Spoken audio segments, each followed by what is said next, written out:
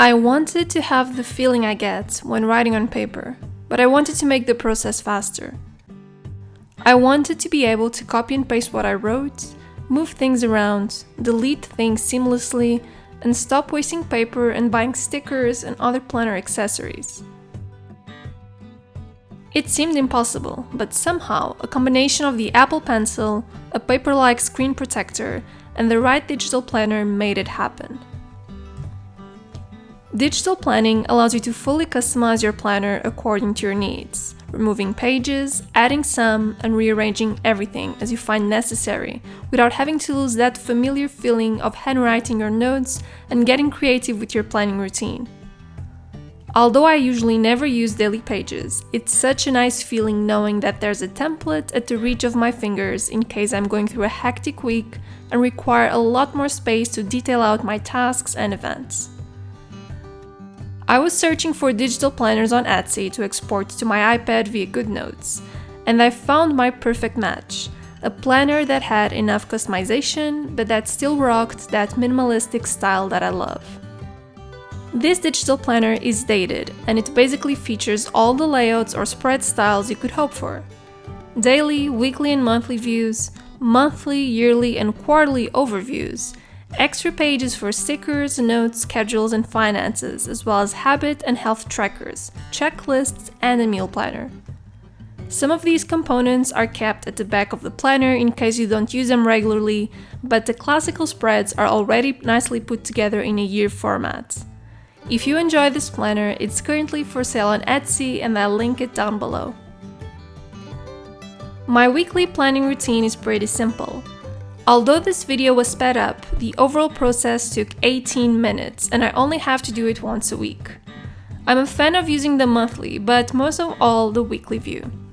I like to incorporate tasks and events as well as habits in my planner by using a sticker for my morning routine and a sticker for my evening routine.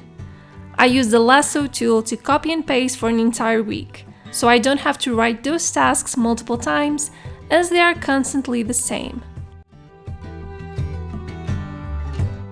Tasks that have to be completed that week, but in no specific day, are allocated to the left column in the planner. I like to use the highlighter tool to make colored dots that act as bullets. The dark dots are for personal tasks and the yellow dots are for work-related tasks.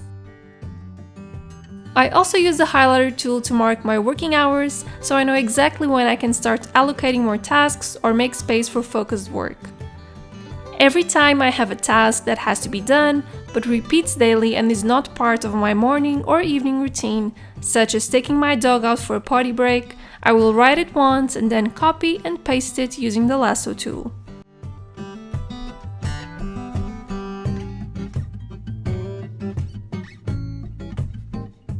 If I need to mark a special daily event, I go to the sticker section and search for something appropriate. Short notices are added to the top right corner of each daily section and timely events are added as a box in the respective time frame.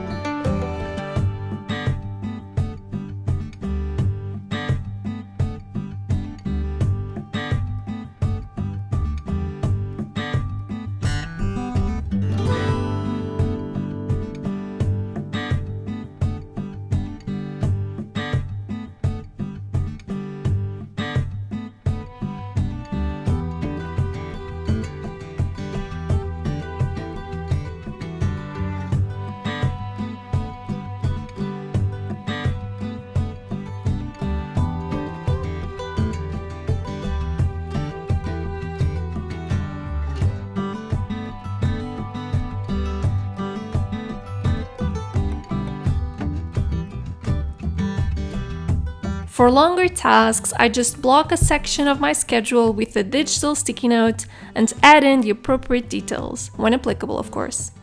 It acts as a visual aid, so I'm aware that I will not be available for anything else during that part of my day.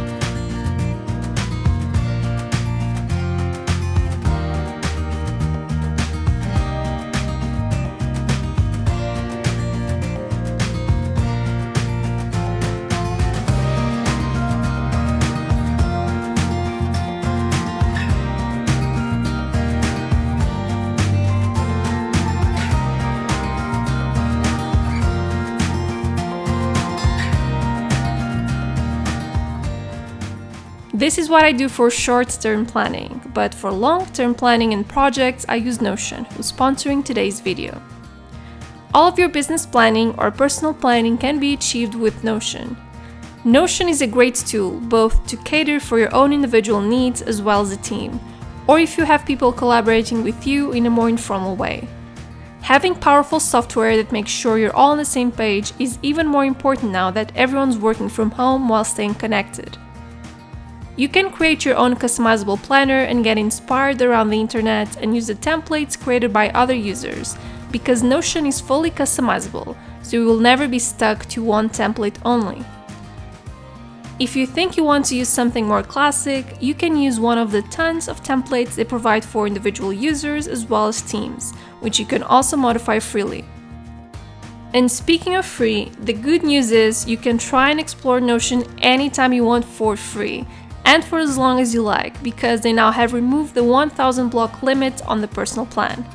You'll need to upgrade in order to access other features or if you want to add team members to your workspace, but at least your personal planning will be assured via the free plan. Next week, I'll be talking about a new productivity method that can work entirely within Notion, and here's a sneak peek for that. If you want to start using this awesome tool, you can sign up for free using this link, which will also be provided in the description box below. Using this link tells Notion that you came from this channel, which is a lot in helping developing this study corner. I really hope you enjoyed today's video, and I'll see you next week. Bye guys!